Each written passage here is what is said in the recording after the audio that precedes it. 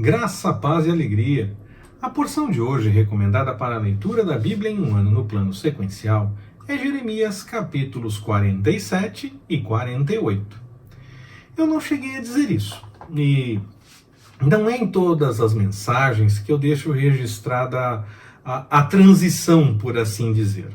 Mas uma pessoa mais observadora terá notado que normalmente eu falo mais a respeito do livro do profeta num primeiro momento e, na sequência, apresento algum comentário devocional para ajudar na leitura do texto do dia. Algumas vezes eu até digo, e na porção de hoje, fazendo essa transição, por assim dizer. E algumas vezes, em algumas mensagens, eu só comentei sobre a porção do dia realmente. Hoje nós vamos nós vemos no texto algumas profecias. Então eu vou inverter. Vou começar resumindo a porção de hoje, da leitura de hoje, nos capítulos 47 e 48, mas sem entrar em muitos detalhes a respeito de cada profecia, pois cada uma poderia nos render um ou mais dias de estudo, ou vários dias de estudo, inclusive.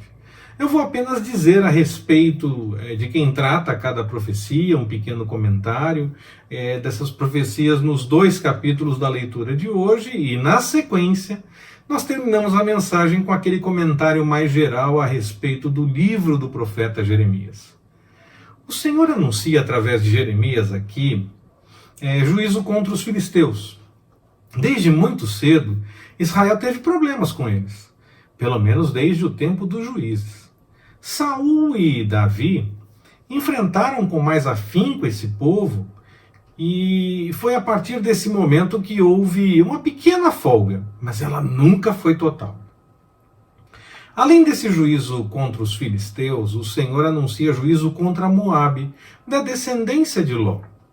O motivo é basicamente o de sempre: arrogância, idolatria, prostituição, impiedade, corrupção, injustiça, coisas humanas.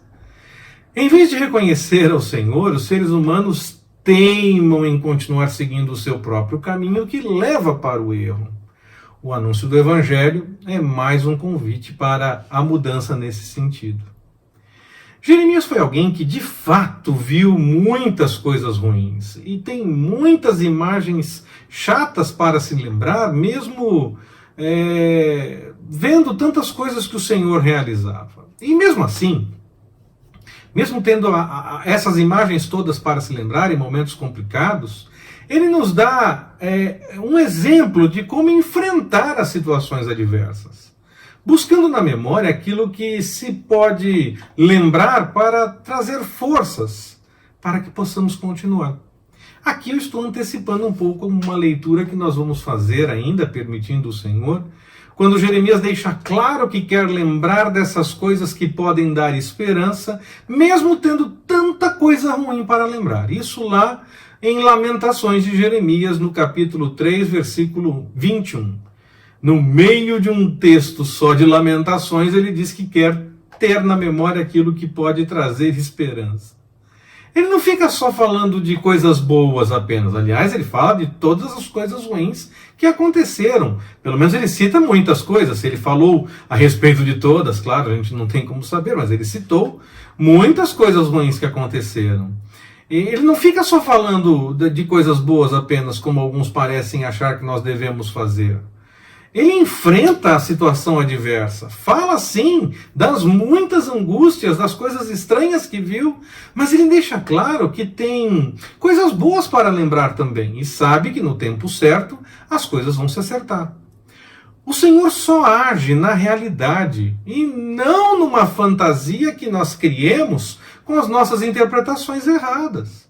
Se ficamos com os nossos devaneios e achamos que eles são a realidade, o Senhor não vai agir em cima disso.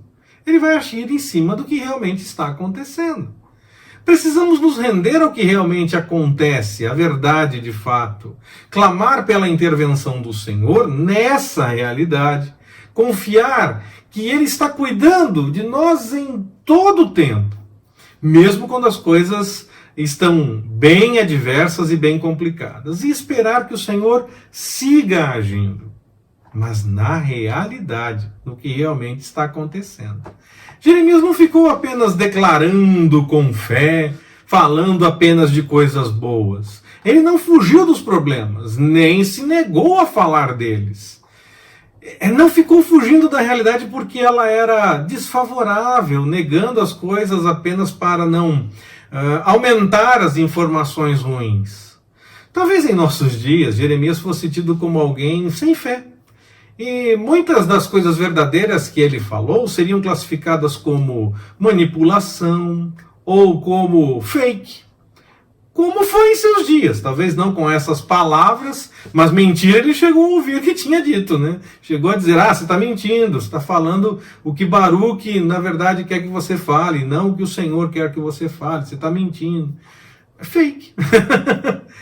Mas hoje em dia, quando um assunto não agrada, mesmo que ele seja verdade, as pessoas já preferem classificar como fake para tentar tirar da conversa, para que não tenham que enfrentar aquela realidade. No fim, Eclesiastes tinha razão mais uma vez. Não há nada de novo debaixo do sol, debaixo do céu. Que o Senhor nos abençoe.